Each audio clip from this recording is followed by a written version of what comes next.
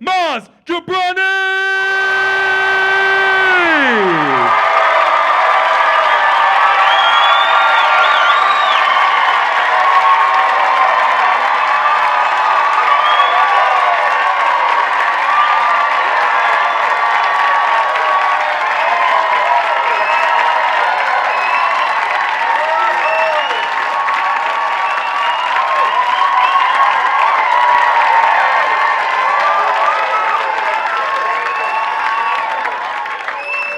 Wow, thank you. Oh my God.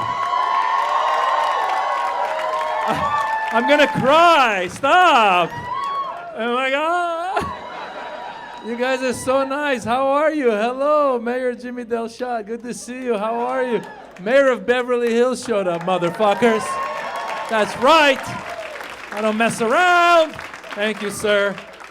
You guys, I'm so excited to be here. First of all, thank you so much for all of you for coming out. I dressed in my Miami Vice outfit just for you guys. Don Johnson, look at me now.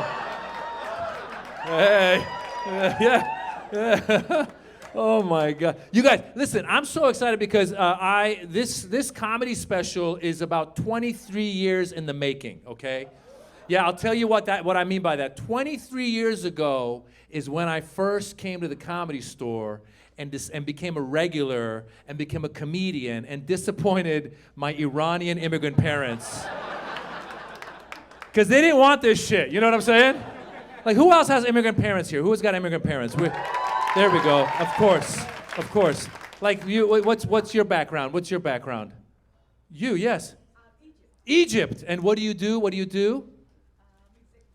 Executive director. You see what I'm saying? That's something to be proud about, okay? Her parents were proud of being executive director. I don't even know what she directs, but I don't know, but good for you. Who else had immigrant parents? There you go. What were your immigrant parents? Also Egyptian. Oh shit. Clearly it's Egyptian night at the Comedy Store. And you're Egyptian as well? You look like an Egyptian me. Look at you. You bald, beautiful man. Look at you. Look at this. What a good-looking Egyptian man over there. What's your name, Egyptian man? Mina. There you go. Oh, yeah, Mina. How are you, Mina? What do you do again? What do you do? Engineer. You see, I'm not even his parent. I'm proud of him. That's what they want, Mina. Not comedian. Mina, 23 years ago, I came to the Comedy Store. A lot of people don't know how you become a regular at the Comedy Store. The way it used to work, Mitzi Shore, who's the owner of the Comedy Store, she started the Comedy Store. She's now since passed away, but she was with us, and she started this club 50 years ago. Give it up for Mitzi Shore, first of all. Now, Mina, the way you would become a regular at the Comedy Store, you used to have to go perform in front of Mitzi in the original room. It's the room next door to here. And you do 3 minutes in front of her. And if she liked you, she would get word back to you that she wants to see you do 6 minutes. She wouldn't tell you herself. It was like mafia shit, okay? I swear to God, you do your 3, and if they liked you, somebody in the hallway would be like, all right, come back for 6. You'd be like, all right, I'll see you later. And if they liked the 6, they go, come back for 10. And then once you do the 10, she would sit in the back seat by the exit sign, and she would watch you. And as you're walking off stage, if she liked you, she would let you know, and she would make you a regular. Now, for me, this club, all the legendary comedians had gone through it. Richard Pryor, Robin Williams, Jim Carrey, my hero, Eddie Murphy. He'd been, oh my God. So I did my 3, I did my 6, I did my 10. Now I'm performing in front of Mitzi, of course, starting out. I'm talking about being Iranian. You know, she realizes I'm Middle Eastern. So I finish my set. I walk off the stage, and I'm walking past her. And the whole time, you want her to grab your arm. If she grabs your arm, that means you're going to be a regular. If she lets you walk through, it's like, fuck you, get out of here. Go be an engineer. No offense.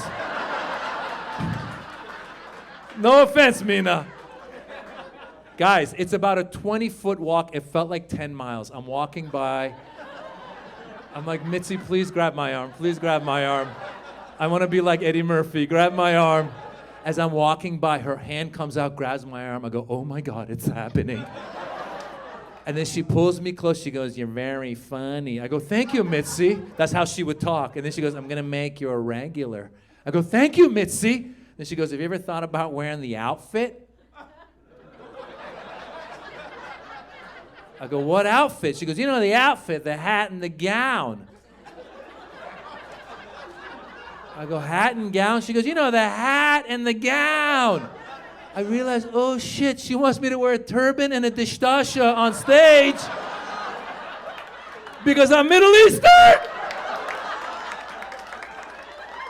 So I looked at her, I go, yeah, sure, that's a good idea, why not? I swear to God, I walked into the hallway, I go, what did I just agree to do? This is bullshit.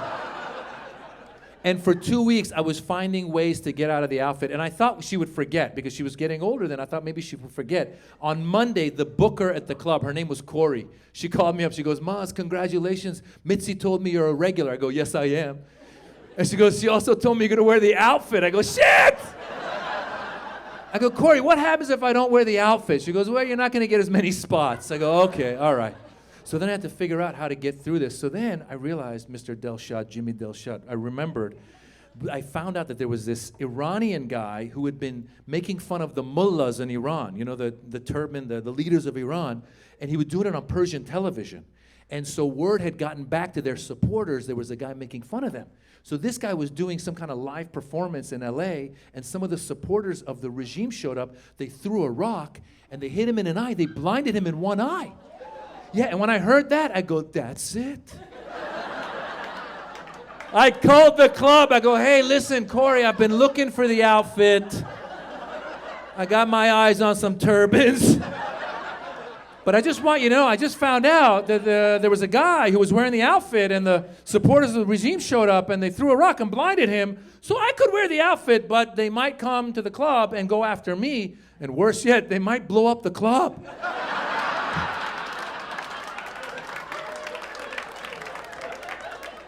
And then Corey goes, let me call you back.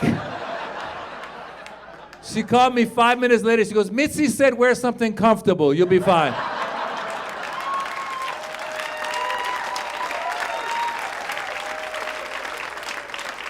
I got out of wearing the outfit.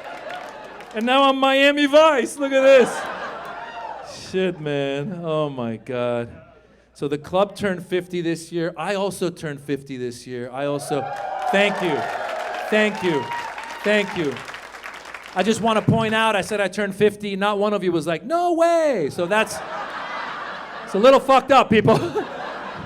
When someone says they're 50, you're supposed to be like, you don't look a day over 49. You know? But you guys were like, oh, you're going to die soon. Wait a minute. Who's in their 50s here? Anybody in their 50s? Anybody else? There you go, beautiful young lady. There you go. What's your name, sir?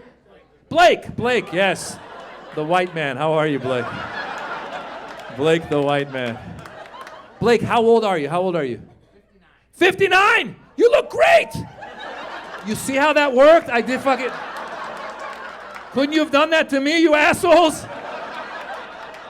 He looks horrible, but I told him he looks great. No. I'm kidding. You do look great, Blake. Now, here's my question. You're 59. Did you get the shingles shot? Did you get the shingles shot? You did. Listen. This is what 50-year-olds talk about. I swear to God, Blake, I didn't even know what the shingles shot was. I swear to God, I was talking to some kid. The 20-year-olds have no idea, all right?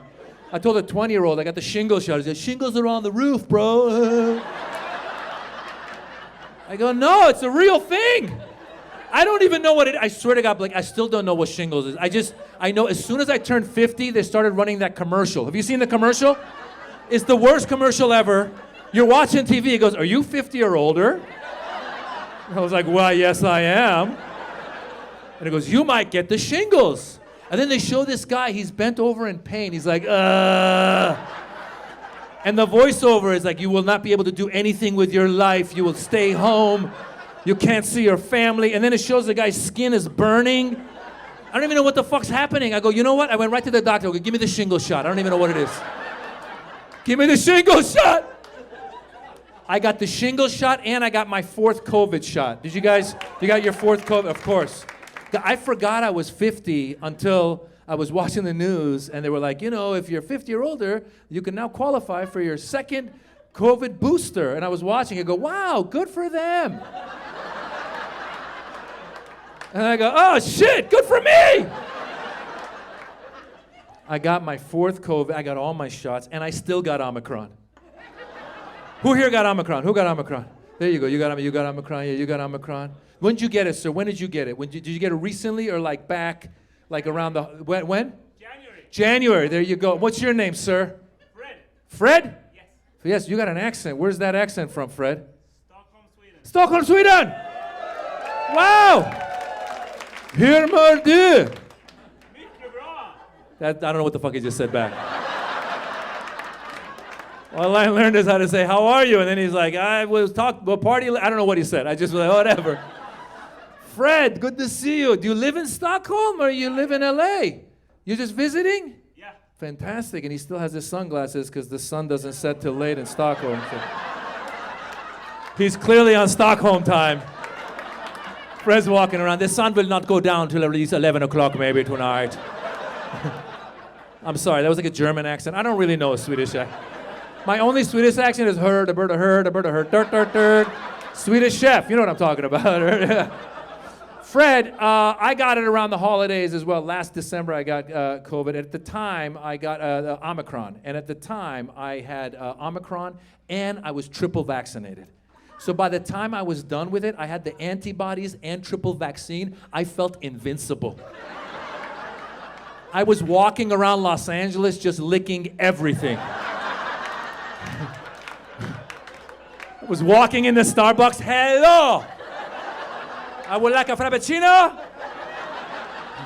and a cookie. I go, why are you licking the counter? I'm triple vaccinated! And I got antibodies!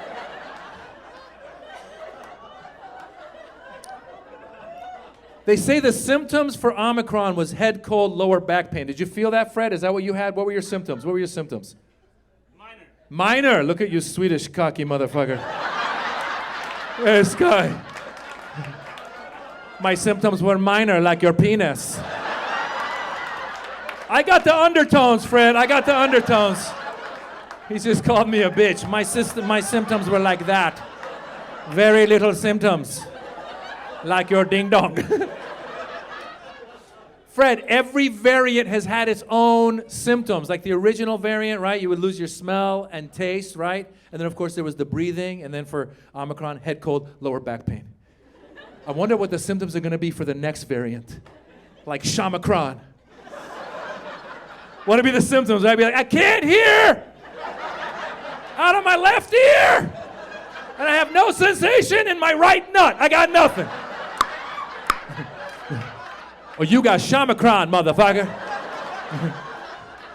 How do you know? I went to the doctor, he got on his knees, just started flicking my right nut. I couldn't feel it. Told me I gotta quarantine it for 10 days. 10 days. I gotta quarantine my right nut. Blake, when I got Omicron last holidays, they used to say you have to quarantine for 10 days. I'll be honest with you, I have a wife and kids. Oh my God, it was the best 10 days of my entire marriage. I got to sit in the back room and watch everything on television. HBO, Netflix, Hulu. I subscribed to something called Discovery Plus. I didn't even know what it was. I go, fuck it, I got time, let me discover some shit. And Omicron was so contagious, when my wife and kids would bring me my food, they would leave it outside the door. And they would knock and they would run away. And every time I opened the door, I had to pretend like I was having a worse time alone. I'd open the door, oh my God, I love you guys. I miss you. I close the door, get back in bed. Okay, Succession Season 2. Let's see what happens to the Roy family. Narcos Mexico, let's learn some Spanish. Bendejo, puto chingón, cocaína. I'm fluente, thank you very much. Halfway through my quarantine, the CDC came out. They go, you only need to quarantine for 5 days. I told my wife, I said, you can't trust the CDC. 10, 15, at least 20 days. I'll see you in a month. Oh my God. I love you guys. Love you, baby. Thank you, guys. Thank you.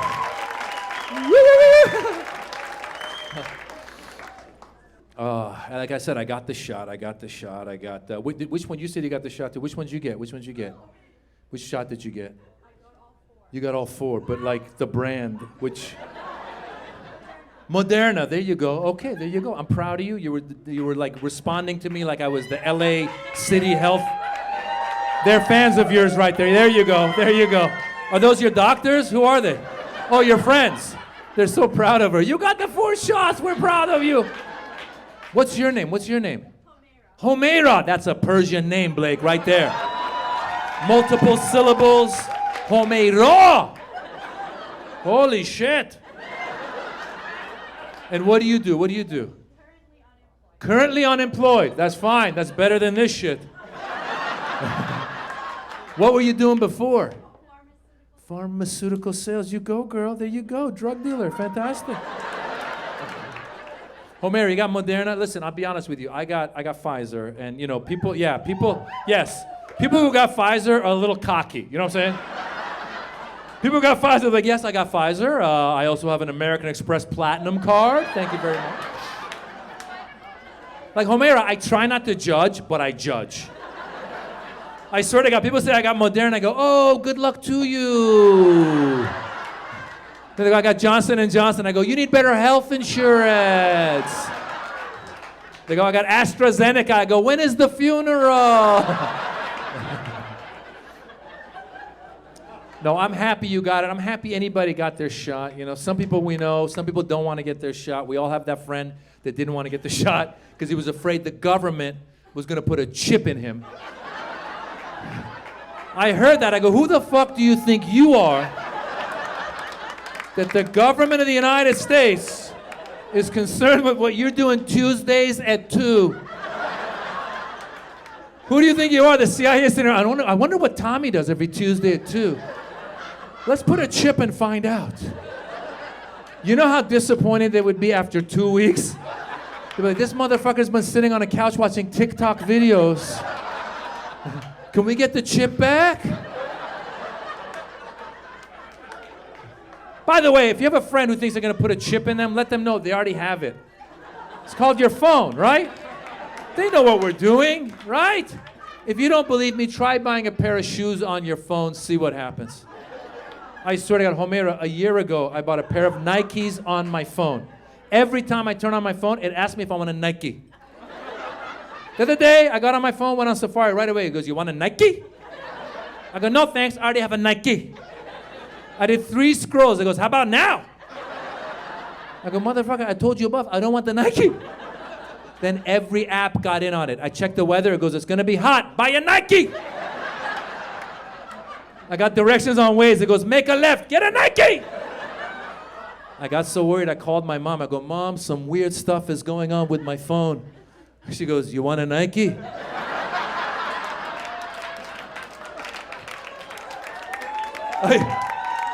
I go, you too? She goes, Maz. I go, what? She goes, just do it. That's the tagline for Nike. Yes. Thank you. Every time I do that joke, I get $1 from Nike. Thank you very much. I'm kidding. So my mom had an accent in that joke because, as you guys know, like I said, I'm Iranian and my wife is Indian, all right? So are there any Indians tonight? Any? There we go. Thank you, all 3, 4, 5. That's how they multiply. You see how that worked? We had 4, all of a sudden 5. By the end of the show, 1 billion will be in here, you guys. It's my people right there, my cousins. So guys, check this out. I'm Iranian, my wife's Indian. All right, now I got a theory. Who else here is in a mixed relationship? There you go. What's the mix? What do we got? Black and white. Thank you very much, sir. He looked at me like I'm so stupid. He goes, asshole, black, white.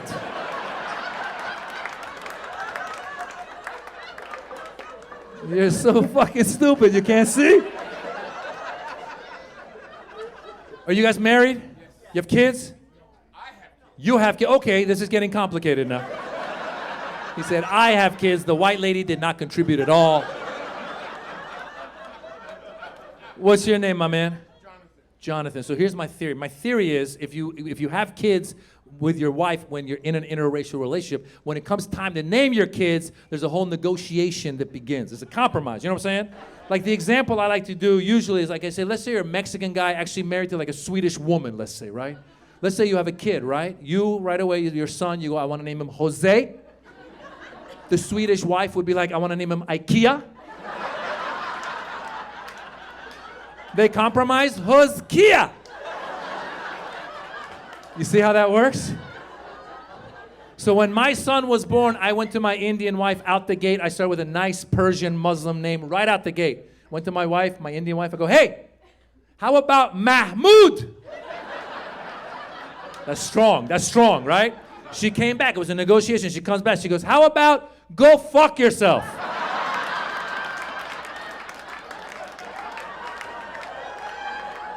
I said, is that a very common Indian name? I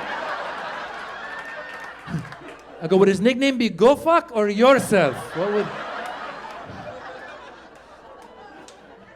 Then it was a negotiation. I went back. I go, how about Mohammed? She goes, asshole, I want him to travel. I go, oh, okay. Yeah, Mohammed's not a good name at the airport. That's not a good one.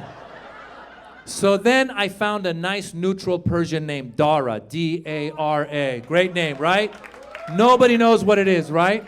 But then she wanted to Indianize it, so she added a silent H after the D. So now it's spelled D-H-A-R-A. Looks Indian, is Iranian. You see? Right? She's happy, I'm happy. That's it. That's how the negotiation works. But my favorite thing is when we go to the parent-teacher conferences. Oh my God, white people. You guys are so nervous about messing up ethnic names. It's the most entertaining shit because his teachers don't know what to do with the silent H in Dara. And they don't want to mess it up. They don't want to offend us. So we walk in, I see his white teachers, they're sweating bullets. And they start saying his name, hoping that we'll help them out. They're like, you know, your son, Deja,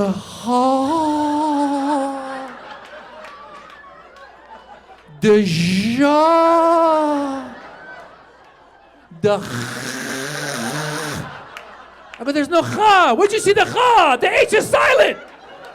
White people, every time you see an H in a Muslim name, you start going, there's no cha. I told her, relax. I did the H for my Indian wife. I wanted Mohammed. She goes, you mean Mohammed? There's no cha! Oh. When the lockdown first happened, I went online and I Googled to find out if comedians are essential workers. That's not the joke, you bastards! That's the setup to the punchline! How dare you laugh? No, because we couldn't tour, we couldn't do anything. We had to come up with things to do. Like Blake, we had to come up with like I tried to become an influencer. I swear to God, I didn't even know Mina. I didn't know what it was. I went and bought like a ring light. I didn't know what I was doing. I didn't know what an influencer was until Dara, my son, he told me about it. I was walking with him in the streets. He saw this influencer. He lost his mind. We're walking. Dara sees the influencer. He's like, oh my God. That's Sven Svensson. I go, who the hell is Sven Svensson? He's an influencer. He's got 5 million followers on YouTube. He makes $10 million a year. I go, what does he do? He opens boxes. What the fuck? And then Dara said hi. The guy says hi back. Dara goes, he's so nice. I go, of course he's nice. He's making $10 million a year opening boxes. You want to see an asshole? Go to the UPS store. There's a guy closing boxes right now. Pissed off that he's doing the wrong thing with boxes. Your package will get there when it gets there. Next in line. Go to FedEx. Get out of here. We didn't know what to do. We couldn't tour. My agents were like, now during the lockdown is a good time for you to build your social media. You need to post more videos on Instagram. Who here's on Instagram? Who's on Instagram? There you go. Yes. I don't know about you guys, but every time I post a video on Instagram, I lose 250 followers. I don't know where they're going. I'm like, where are you going? Stay! What's your name? What's your name? Elizabeth. You have an accent too. Where are you from, Elizabeth? Venezuela. Bienvenidos. I don't know why I became a bullfighter. That was weird. Hello, Venezuela. Are you also Venezuelan? Persian. Oh, shit. There you go. And you guys are a couple. Fantastic. Way to go. Wow. You're both enemies of America and you got together. Yes.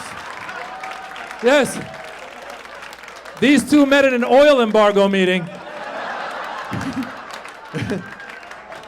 She saw him. Are you also going to keep the oil for yourself? Yeah. He's like, definitely, well, I'm not going to give it to America. Fantastic. The prices will go up.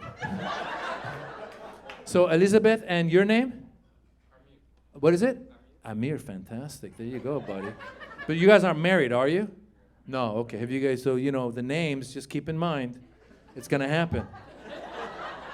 I'm telling you. Now, Elizabeth, you said you are on Instagram, right? So, what's that? Oh, you see me on Instagram. Oh, fantastic. Thank you for following on Instagram. Here's my question. Do you read the comments when you post anything? Do you read the comments? Yes. You do? These ladies are like, yes, we read the comments, goddammit. Clearly, they're the ones who are writing, this is bullshit, okay? I can't believe. The key, Fred, the key is not to read the comments because you'll be disappointed. I swear to God, no, because usually there's the comments start pissing you. Let me tell you what happened. This is what happened. I decided to eat right, exercise, lose a little bit of weight. Then I thought maybe I would post the weight loss on my Instagram page. I can inspire my followers to lose weight with me. So I ran, I ate right, I got on the scale, I took a picture, I posted it. Started reading the comments. First comment, dude, your toes are ugly.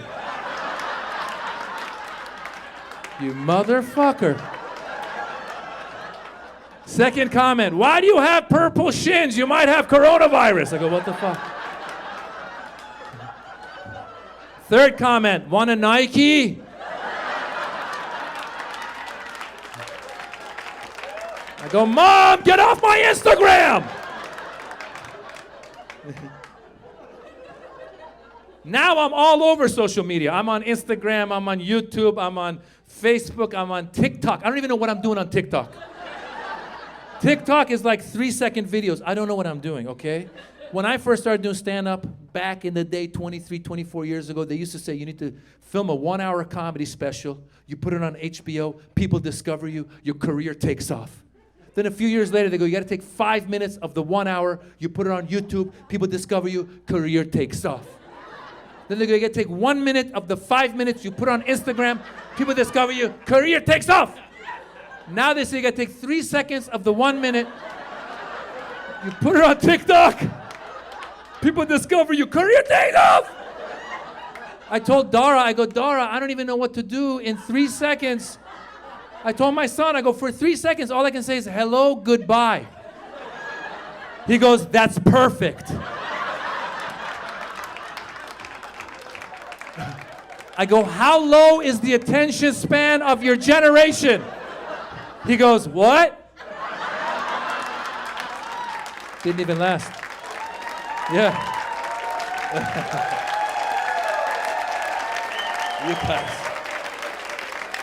You guys are awesome. Oh my God.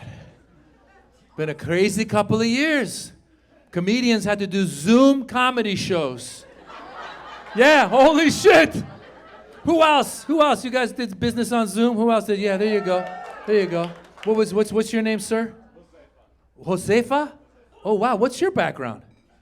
Indian. Shit, I've never heard Josefa. Did you have a Mexican parent? That's what I said before. Clearly the negotiation happened. Right? The father wanted Jose, the mother wanted Farouk, they went Josefa. That's how that works. That's how Josefa. What were you doing on Zoom? What's your occupation? You work for Johnson & Johnson. Holy shit. Holy shit. This guy. Moderna, you can look down on him now. There you go. They're like, Josefa, I don't know about this. Josefa, I don't know how many meetings you have to do on Zoom and what you do on Zoom. When I'm on Zoom, we have to do comedy shows, all right? Every time I'm on Zoom, I try to watch everybody else who's in the Zoom meeting, but inevitably, my eyes work their way back to my face. And I start noticing every fault on this fucking face. I swear to God, they were pitching a TV show to me. I was listening. All of a sudden, I look over, I go, holy shit. When did I get so old? I go, look at these wrinkles. I got crow's feet. I didn't know, where'd my eyebrows go? I have no eyebrows. I didn't know I was this bald. Holy shit. That's a big nose. What the fuck? I wonder if it's smaller. It's bigger this way! Josefa, by the end of the meeting, the guy goes, what do you think of the TV show? I go, I think I need plastic surgery.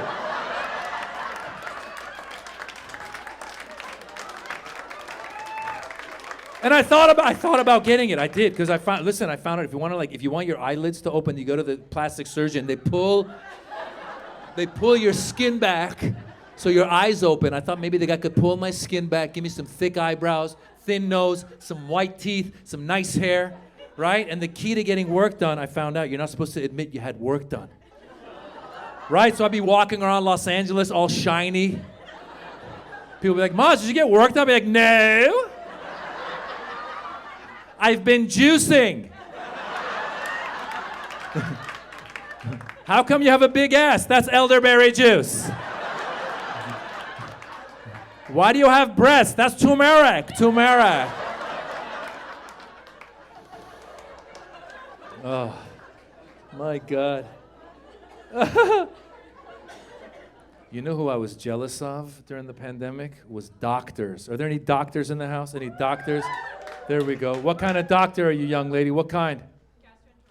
Gastroenterologist. There you go. GI, right? Fart doctor, right? It's the best. You got a lot of clients tonight. The Persians are here. We have a lot of gaseous. The Indians, you know what, the curries, you're going to have a lot. Just start handing out business cards on the way out. Venezuela, yeah, spicy, some shit. You know, I was jealous of doctors. Doctors were doing Zoom consults during the pandemic. Did you do Zoom consults? You were there. Look at you with the mask. You were brave. Look at you. Give it up for her, saving lives. Yes. My friend told me you could get a Zoom consult physical. And I was like, how does that even happen? Because usually the doctor's got to touch you to make sure you're okay. How does that work? What do you get on the Zoom with the doctor? He goes, okay, Maz, welcome to your annual checkup. Let's get started. Okay, I need you to grab your balls and cough.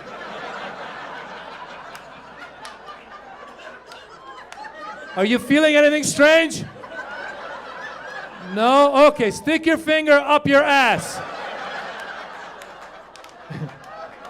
Anything at all? No? Okay, do the copay on the way out. You'll be fine. I was so jealous of doctor. I should have been a doctor. Have you ever heard anybody say that to you before? People say stupid shit like that. I'm happy you haven't heard it, because some people will see like a doctor in a nice car. They go, I should have been a doctor. Like it's a weekend extension course. What's your name, Doc? What's your name? Melanie. I knew I couldn't be a doctor from the 5th grade. Yeah, when they brought that frog out. Remember the frog? You guys remember the frog? In the 5th grade, they brought out a dead frog. Melanie, it was pinned to a tray with his arms out, just like Jesus. He's just...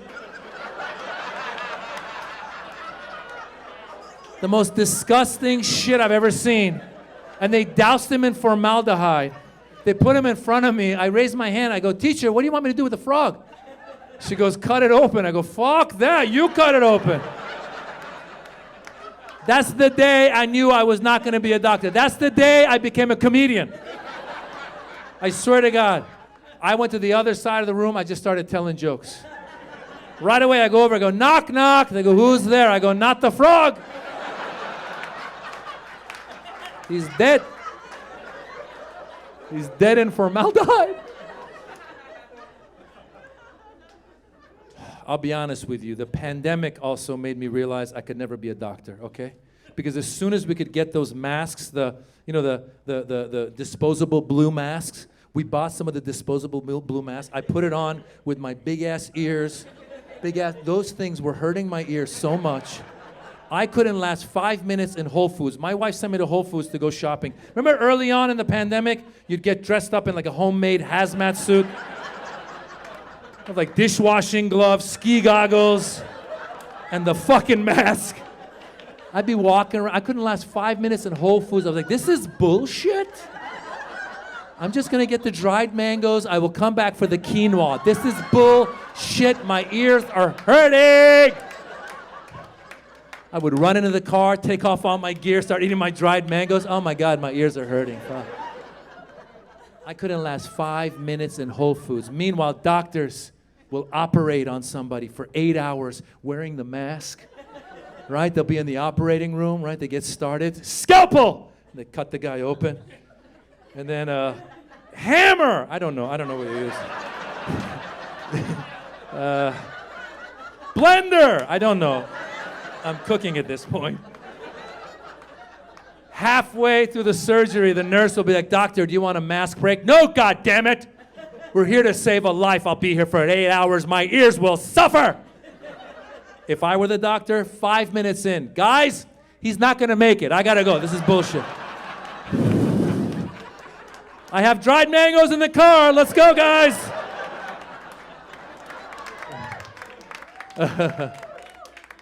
I also got a cold during the coronavirus.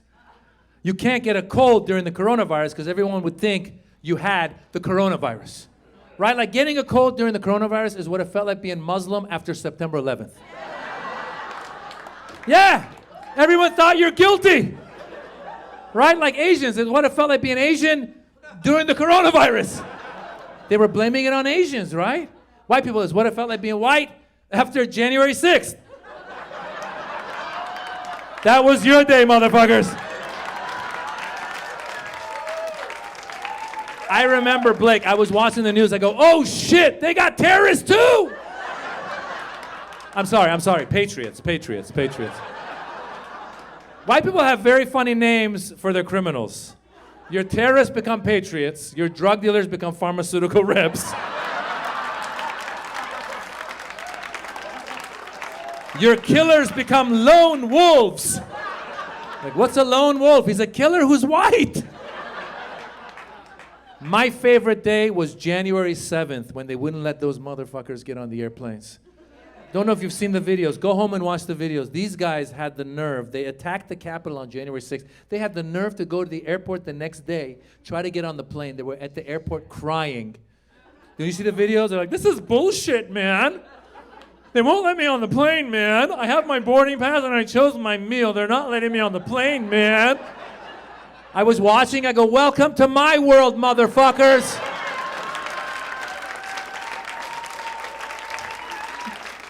They haven't let my people on planes for 20 years. My cousin Mahmoud is still walking across the country. I go, by the way, when they didn't let the Muslims on the planes, we didn't cry. We didn't cry, okay? We just walked away. We're like, okay, fine. I would just hijack the next plane. That's how you do it. I've been following the whole January 6th. I don't know if you heard about it, but they obviously put a lot of the people who stormed the Capitol, they put them in jail. And a lot of them, when they were caught, they said that they didn't mean to storm the Capitol. They got caught up in the moment. What kind of stupid ass, bullshit, white privilege excuse is that? Because I don't know about you guys, but I've never been outside of a bank just using an ATM.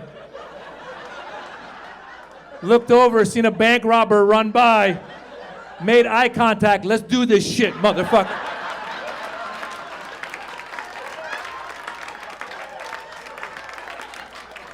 Go in front of the judge, Your Honor. I'll be honest with you. I got caught up in the moment. I was going for $20, decided to go for $20,000. What the hell? These things happen, Your Honor. I've been following. I've been watching the January 6th hearings. I don't know if you guys have or not. But I don't care what side you're on, right or left, you should watch them. They're very entertaining. It's the best TV show on television. My favorite episode was that one where that girl, Cassidy Hutchinson, came out and she said, remember her? She came out, she said, Trump tried to choke his Secret Service agent. And the people on the right were like, no way. And the people on the left were like, yeah, way. But I'm thinking, you know what's interesting? We all as a country, we heard that Trump tried to choke his Secret Service agent. All of us were like, yeah, it's possible. That's how crazy he is. In the past, if you heard like President Eisenhower choked his Secret Service agent, no way, he's very stately, he would never do that. But you hear Trump, you're like, that could have happened, definitely could have happened. If you heard Biden choke his Secret Service agent, you'd be like, how old was the Secret Service agent? How old was the guy? Oh my God. During the whole lockdown, I was trying to exercise, running a lot, and now that I'm 50, like I'm getting injuries, so I gotta start speed walking. You guys know speed walking, right? A lot of immigrant dads speed walk. I don't know if Mexican dads, do Indian dads speed walk? Yeah, speed walking is their thing, all right? My dad, speed walking, for you guys, you know, it's like where like the lower body moves, upper body straight, and there's a lot of just... And they're very angry that this is bullshit. Why did I come to this country? I had to leave my country to come here and walk these streets. This is bullshit. My dad used to speed walk, and he used to take us with him to go speed walking when I was like 8 years old. On a Saturday, I'd be asleep. My dad, come on, wake up, we're gonna go speed walking. I was like, Dad, I'm 8 years old, I'm trying to sleep, we're gonna go speed walking. We'd go out to speed walk. He was twice my size. So he would just walk away from me. And I think that's how immigrant dads spent quality time with their kids. Yeah. They would take you out and walk away because they wanted to tell you that life is hard. Right? They'd be like, come on, son, keep up. There might be a revolution. You have to escape. Let's go. Keep up. This is training for the next revolution. Keep up.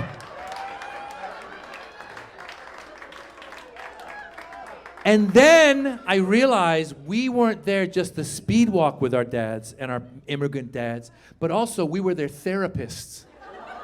Yes, because immigrant dads don't go to therapy. They're macho men. I don't care where you're from, Venezuela, Iran, India, Mexico. Immigrant dads don't go to therapy. The kids are the therapists. Once in a while we're walking, my dad would just unload on me. I swear to God. One time I was walking with my dad. Come on, son, keep up. I go, Dad, wait up. Keep up, son. Dad, wait up. Son, come here, son. Your mother, bitch. I go, oh, shit. I think we just had a breakthrough. That was good. Your next session is going to be free. That was really good. It was a different world. Different world. Parenting was different. Like our parents didn't do like birds and the bees. Josefa, did your Indian dad do? No. Didn't even know what it meant. I asked my Persian dad, I go, can you do the birds and the bees? He goes, son, we don't have birds and bees.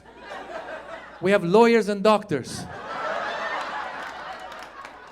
And I hope you be one.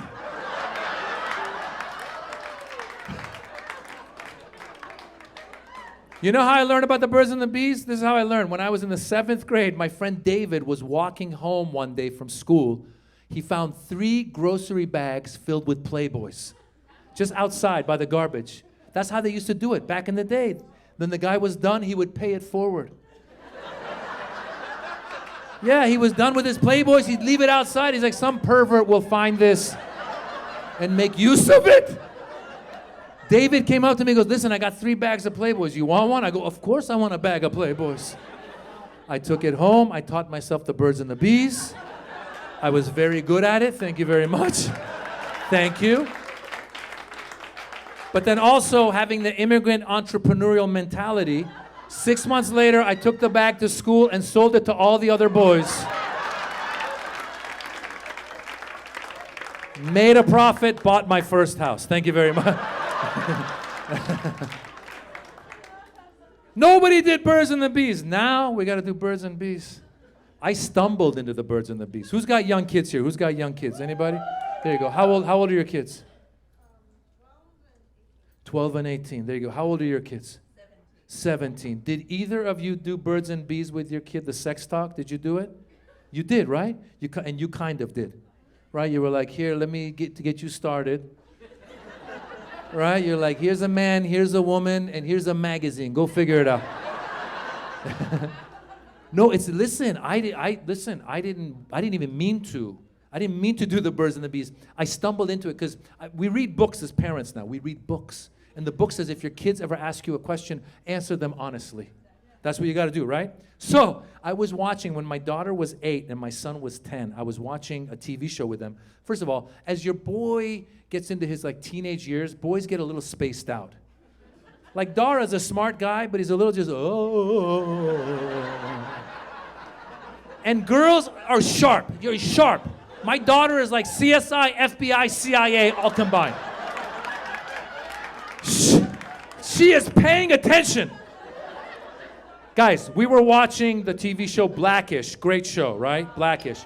First episode of the whole show. I didn't know this was going to happen. I'm watching with the kids. First scene of the whole show. The father walks in to his high school son's room. He opens the door, and the high school son is about to masturbate.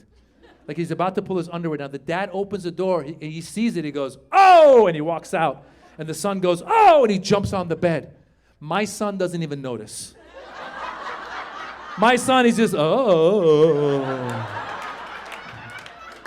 My daughter, right away, she goes, what just happened? I go, what just happened? Like, what just happened, like, on TV or in the world? In the world?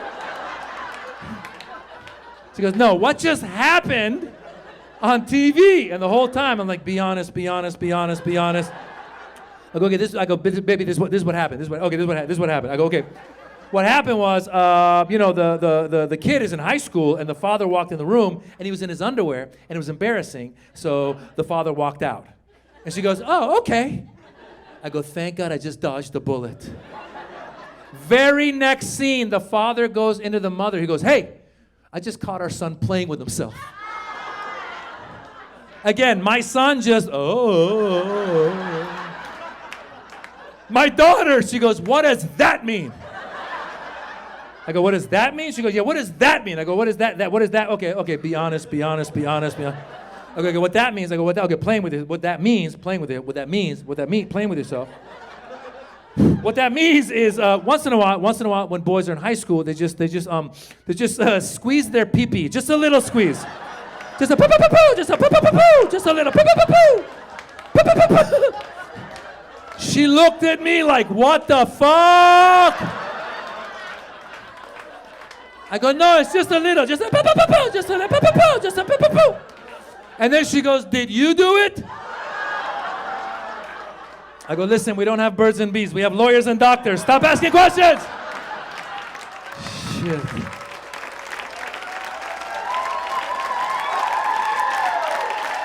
Oh. It's just ongoing. And in the middle of all that, we got a pandemic puppy. Anybody else here get a pandemic puppy?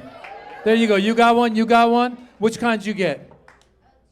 Chihuahua? There you go. You guys live together? Fantastic. You said no? You said yes? Some weird shit's happening right now. Because Amir thinks they live together. Elizabeth's like, no, motherfucker, you don't pay rent.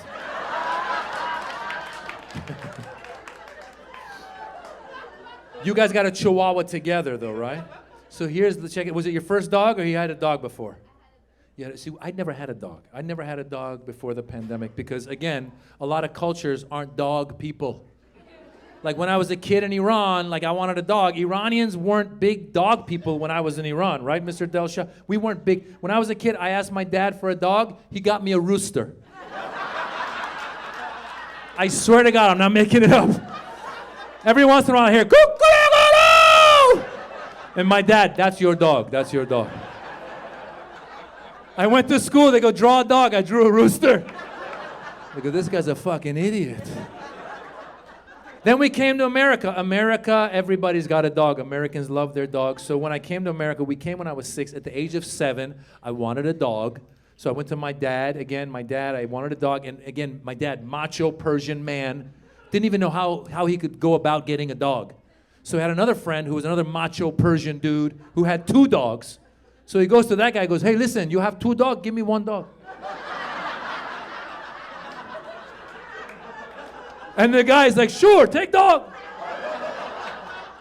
Not one of them thought for 1 minute that these 2 dogs have grown up together, they're gonna miss each other. Yeah, don't awe the dog, awe me. I was 7 years old. This dog showed up, it was the saddest dog you've ever seen. Oh my God, you don't even know. I would try to take him for a walk. I'd be like, come on, Lassie, let's go for a walk. He was like, fuck you, my name's not Lassie. I'm gonna stay home and listen to sad music. Hello, darkness, my old friend.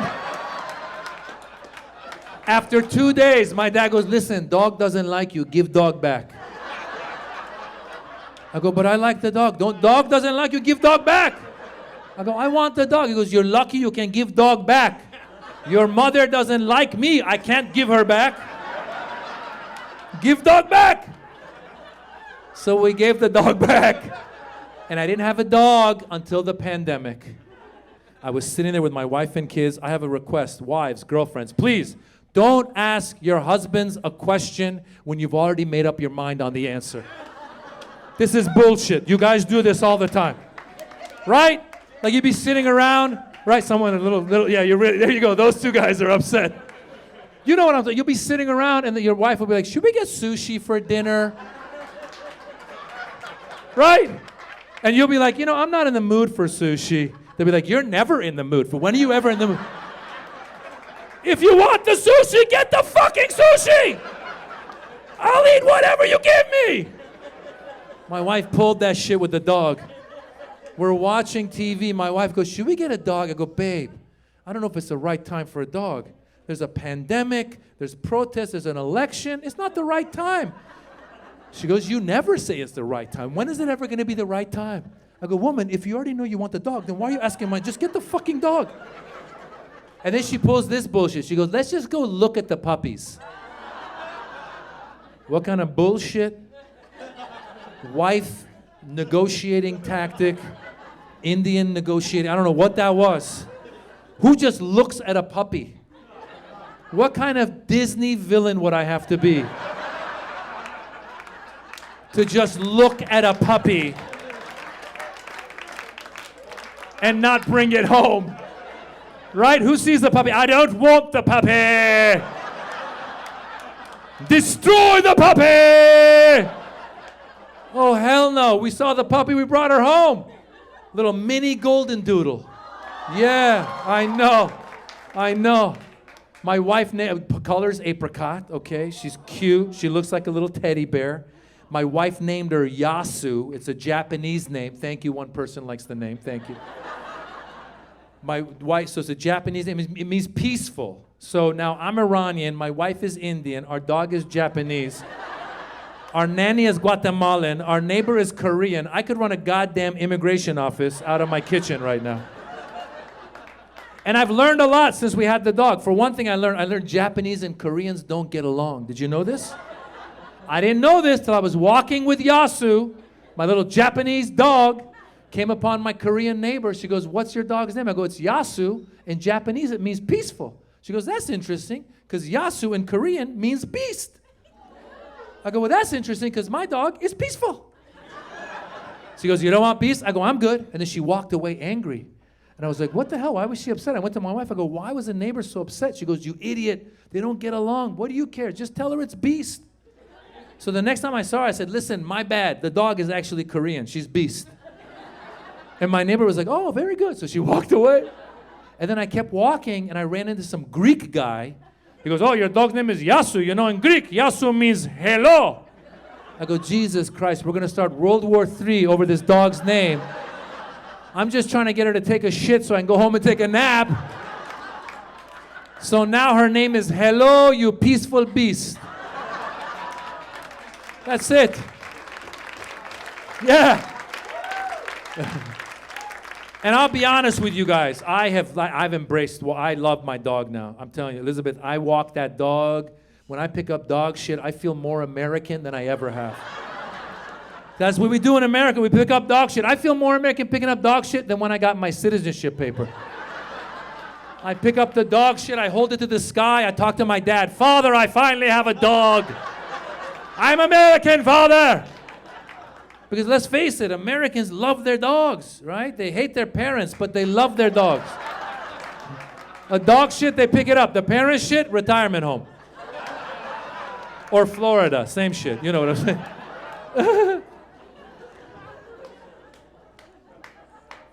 So you guys, so Yasu has this little stuffed pet monkey that she likes to play with. She'll put it in her mouth, and she'll come to you, and she'll wag her tail, and she'll whimper, which means let's play. So she'll show up, she'll be like, which means chase me. So one night I was at home, I was washing dishes, and Yasu walks in with the monkey in her mouth, and she's walking slowly. She's not wagging her tail. And I'm looking, I go, why is Yasu acting weird? Then I look closer, I go, why is the monkey darker than normal? I go, oh shit, that's not a monkey, that's a dead squirrel. Yeah, I did the research, golden doodle. It's a golden retriever poodle mix. They retrieve dead animals and they bring it to whoever they worship the most in the house. Yeah, and up until then, there'd been a competition between me, my wife, and the kids. Oh, she loves me more, she loves me more.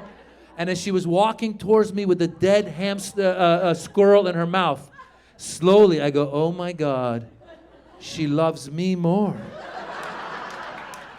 And she's walking towards me like it's a scene from Game of Thrones. And she's bringing me gold. She's like, for thee, my lord. I bringeth thy dead squirrel for thee, my lord. And she drops it and just walks out backwards. And I'm washing the dishes. I go, what the fuck am I supposed to do with this? So I put on all kinds of gear, wrapped it up, threw it away. Next morning, I had to take the kids to school. The one thing I miss about Zoom school is the commute. Remember, the commute was so easy. Oh my God. You just wake up in the morning, you go to their room, you'd wake them up. Hey, wake up! Go to school! They'd get out of bed, they just walk to their desk. I'd go downstairs, I'd tell my wife, listen, I dropped them off, you pick them up. Now you gotta drive them through traffic again, right? And my son, like I told you, smart kid, little spaced out. He has no sense of time. I was trying to get out of the house by 7:30. He walked downstairs at 7:29. Like no big deal. Like one shoe on one foot. Just starts telling me about a dream he had the night before. He's like, hey Dad, what's going on? I had a dream last night and there was a waterfall, but the waterfall was going the wrong way. And I don't know why it was going the wrong way. And I'm late. I'm like, hurry up, get in the car, get in the car. Like, all right, whatever, calm down, whatever, all right. And then he started walking the wrong way. I go, where are you going? The door's that way. He goes, all right, we're gonna say Bada Yasu, calm down, whatever, all right. So now he's saying Bada Yasu. All of a sudden I hear him. He goes, oh no, she did it again. I go, what? He goes, come look. So I go look. Now there's a dead rat on our lawn. Yeah, with his arms out like he's waiting for CSI to show up to draw the chalk. And I'm sitting there, I go, oh my God, are we living with a serial killer? Because she looks like a teddy bear, but now I'm getting worried. And the next day I saw her walking in the backyard with a little dead baby bird in her mouth. I go, holy shit, she's not a teddy bear. She's Teddy Bundy. So now I get the kids in the car to drive them to school. The one good thing about my son being spaced out, when we're driving to school, he doesn't talk. He's in the back seat just watching the trees go by. I have no idea what's on his mind. I have Yasu in the car because she's a pandemic puppy. You got to take her wherever you go. She's in the car pretending to sleep, but definitely plotting her next kill. My daughter, Mila, is in the front seat at 7:30 in the morning. She will not stop talking about shit that I do not care about. 7:30 in the morning, I'm hungover from the night before. My daughter, Daddy, did you know that Ariana Grande was Italian? I thought she was Latina. Did you know that? Did you know that Billie Eilish has a brother named Finnegan Eilish? Billie Eilish, Finnegan Eilish, 18 Grammys. Did you know Ed Sheeran wrote it? Did you know? I'm driving, I go, I don't know what the fuck you're talking about. But you're my daughter, so I'll just keep smiling and nodding.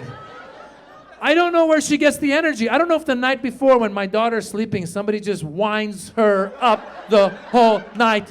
So when she wakes up in the morning, she's like, Daddy, did you know there was a... By the time we get to school, I'm so exhausted. They get out of the car, I turn on the radio, the news says, the world is coming to an end. I look in the sky, I go, thank God. Oh my God. You guys are beautiful.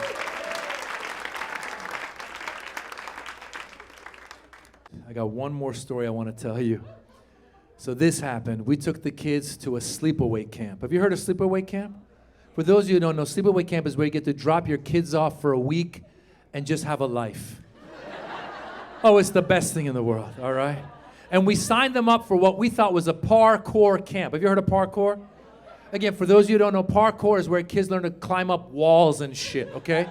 Like tough kids learn to fight, my kids learn to escape. I told them, you're ever in trouble, hop, skip, jump, jazz hands, get out of there. The jazz hands confuse the assailant. So guys, we got in the car with our two kids, Dara, Mila. We started driving out of LA, 10 east, 1 hour out, 14 north, Lancaster, 2 hours out. All of a sudden I look around, I go, it's not very diverse out here. Then I keep looking, I go, there's a lot of American flags out here. Don't get me wrong, I like the American flag. But when I see too many, I get a little worried. Right, like if you go to the airport, you see one Muslim, you'd be like, hey buddy, what's going on? You see a bunch of us, you'd be like, no really, what's going on? You know what I'm saying, Blake? Guys, we got to the camp. It wasn't a parkour camp, it was a skateboarding camp. Yeah, with parkour as a side activity. So it was a bunch of white skate rats. Yeah, brah, shaka shaka brah.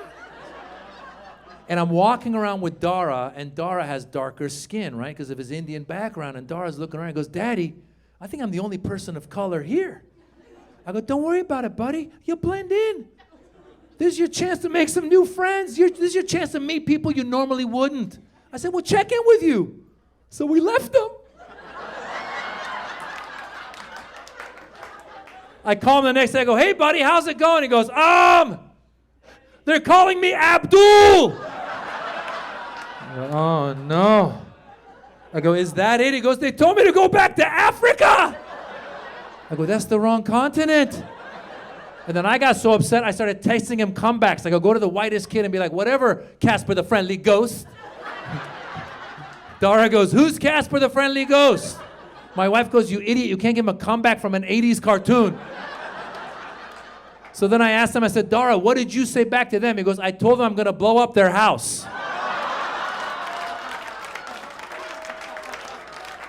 I go, way to go, Abdul. I'm proud of you. Guys, I'm Maz Jobrani. That's the show. Thank you, Comedy Store. Thank you, Mitzi Shore. Thank you, Comedy Store. Thank you, guys. Beautiful people. Thank you. Thank you. Thank you.